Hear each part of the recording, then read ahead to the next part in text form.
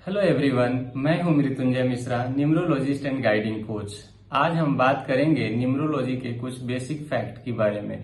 तो जैसा कि आप सब लोग जानते हैं कि जब भी हम न्यूमरोलॉजी की बात करते हैं तो it is always related with the numbers. तो जब नंबर्स की बात करते हैं तो नंबर्स को रीड करने का भी एक तरीका होता होगा।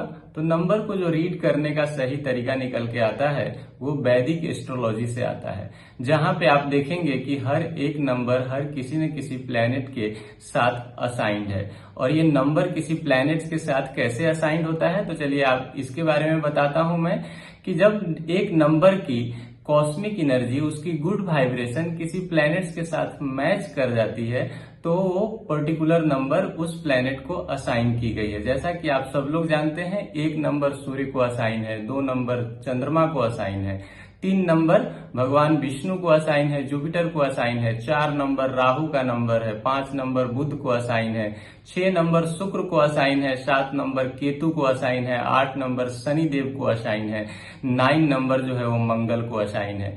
तो ऐसा इसलिए है क्योंकि इसकी जो कॉस्मिक एनर्जी है वो किसी पर्टिकुलर प्लैनेट से मैच कर गई है, इसलिए पर्टिकुलर नंबर पर्टिकुलर प्लैनेट को असाइन की गई है। अब चलिए कुछ एग्जांपल्स के बारे में बात कर लेते हैं। जैसे कि बहुत सारे सक्सेसफुल सेलिब्रिटी हैं, बहुत सारे बिजनेसमैन हैं जो अपने काम में अपने जगह पे बहुत ही अच्छा कर रहे हैं।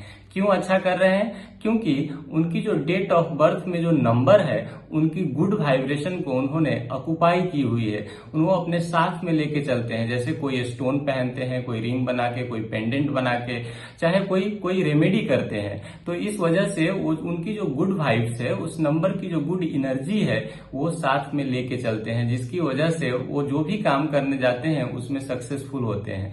जैसे कि हम नॉर्मल लोगों की बात कर लेते हैं, जैसे आप हैं, मैं हूं, तो हम लोग क्या करते हैं कि हम लोग नहीं कोई चीज को ध्यान रखते हैं, किसी दिन कोई काम पड़ा और चले गए काम करने। तो इसमें क्या होता है, हमने न पर्टिकुलर डेट देखा है, ना ही हमने कुछ देखा है, और हम पर्टिकुलर कोई इंपॉर्टेंट काम के लिए निकल जाते हैं।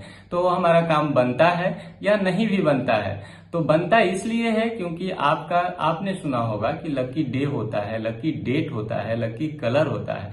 तो सपोज मान लीजिए कि आपका लकी डे है उस दिन, और आपकी जो डेट ऑफ बर्थ में के नंबर में जो एनर्जी है वो उस एनर्जी से मैच कर जा रही है, जिसकी वजह से आपका काम उस दिन बहुत अच्छा हो गया। और कोई और गया जिसका काम उस दिन नहीं बना, क्योंकि उसका जो डेट है वो उसके जो वाइब्रेशंस है उसके डेट ऑफ बर्थ के नंबर के वाइब्रेशन से मैच नहीं करे, इसलिए उसका काम नहीं हुआ।